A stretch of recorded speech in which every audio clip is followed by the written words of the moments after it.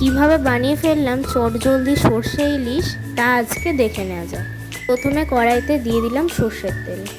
নুন হলুদ মাখিয়ে রাখা ইলিশ মাছগুলোর ওপর সর্ষে, পোস্ত, সাদা জিরে, লঙ্কা একটা পেস্ট দিয়ে তাতে কিছুটা হলুদ দিয়ে ভালো করে মাখিয়ে নেব।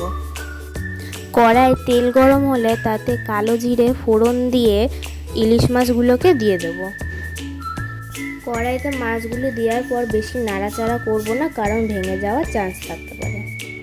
গামলায় লেগে থাকা মশলাগুলোর ওপর কিছুটা জল দিয়ে ভালো করে গুলে কড়াইয়ের মাছগুলির মধ্যে সেটি দিয়ে দেব ঝোল হওয়ার জন্য।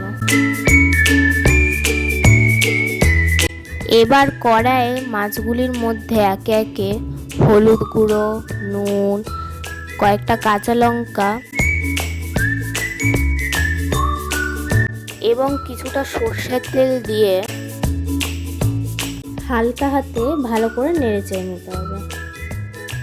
এরপর একটা পাত্র দিয়ে ঢেকে দিতে হবে ভালো করে ভাপা হওয়ার জন্য।